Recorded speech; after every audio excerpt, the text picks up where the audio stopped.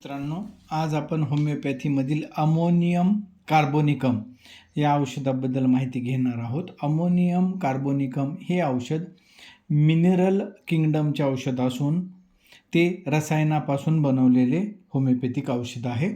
या औषधाचा परिणाम हृदय, रुधिराभिसरण म्हणजे ब्लड सर्क्युलेशन, रक्त, श्वासोश्वास, फुफ्फुसे, उजवी बाजू यावर होतो. जीवनशक्ती क्षीण होते, अशक्तपणा असतो, थोडेही श्रम करवत नाहीत त्यामुळे दम लागतो, छाती धडधडते, फिक्कटपणा, गुंगी पडून राहावेसे वाटते, अवयव जड झाल्यासारखे वाटतात, अचानक शक्तिपात होतो. ह्या औषधातील स्त्राव कडक, चिकट आणि करवडणारे असतात. म्हणजे ह्या औषधाचा जो डिस्चार्ज आहे तो हॉट, स्टिकी, ॲक्रिड आणि ब्लॅक असतो. हे महत्त्वाचे 4 परवलीच्या गोष्टी आहेत. महत्त्वाचे 4 शब्द आहेत: गरम, चिकट आणि करवडणारे. म्हणजे हॉट, स्टिकी आणि ॲक्रिड डिस्चार्जेस असतात. आणि कलर ब्लॅक असतो. रक्तस्राव काळा, पातळ, रक्त गोठत नाही म्हणजे प्लेटलेट कमी झालेली अवस्था असते. लठ्ठ, थकलेल्या, कंटाळलेल्या स्त्रिया, म्हातारपणचे विकार, विकारांचा दुष्टपणा, हवेत फरक झाल्याने हाडे दुखतात. कोळशाच्या वायूचे दुष्परिणाम ह्या औषधाने कमी होतात. जुन्या काळात कोळशाच्या शेगडीवर स्वयंपाक केलेला असायचा.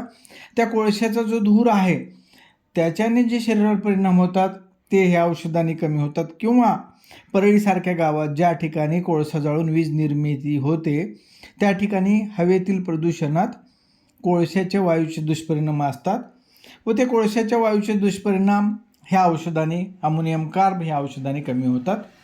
या रुग्णामध्ये पाण्याचा अत्यंत तिटकारा असतो. पाण्याला स्पर्शसुद्धा करा वाटत नाही आहे. घाणेरडी वागणूक, अस्वच्छपणा असतो. मानसिक लक्षणांमध्ये हे रुग्ण उदास असतात, काहीतरी करावेसे वाटते पण लवकर थकून जातात, यांचे चित्त जागेवर नसते, आठवणी नाहीशा होतात त्रासाने किंवा संतापाने.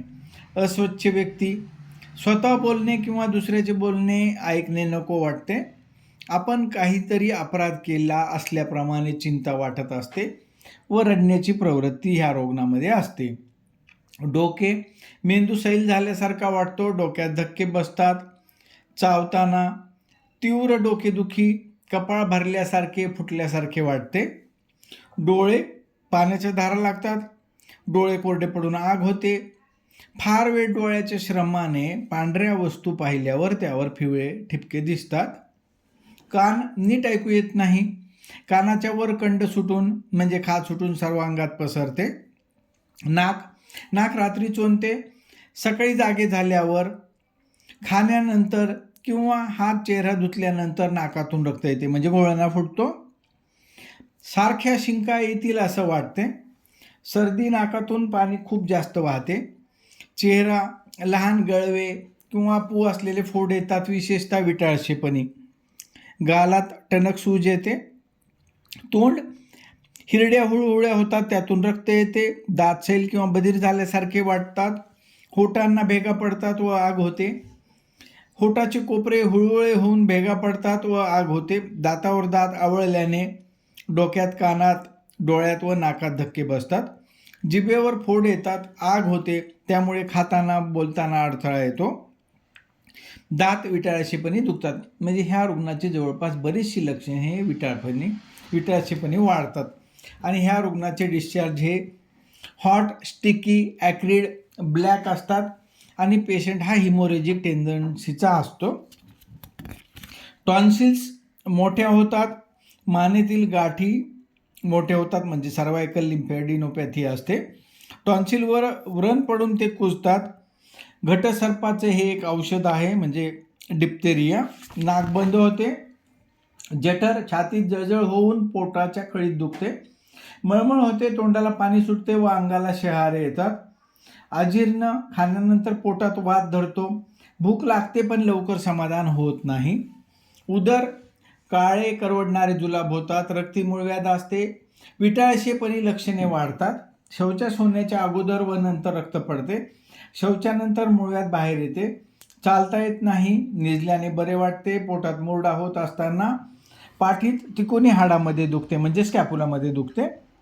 मूत्रेंद्रिय, लघवीला वारंवार जावे लागते. लघवी भरपूर होते. लघवी पांढरी, गढूळ, रक्तमिश्रित किंवा दुर्गंधीयुक्त असते. सकाळी नकळत लघवी होते.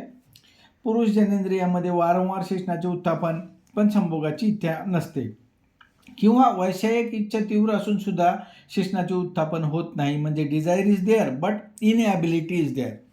स्त्री जनेंद्रियामध्ये विटाळ काळा गाठीसारखा असतो, रात्री जास्त होतो, त्यानंतर दम लागतो किंवा थकवा येतो.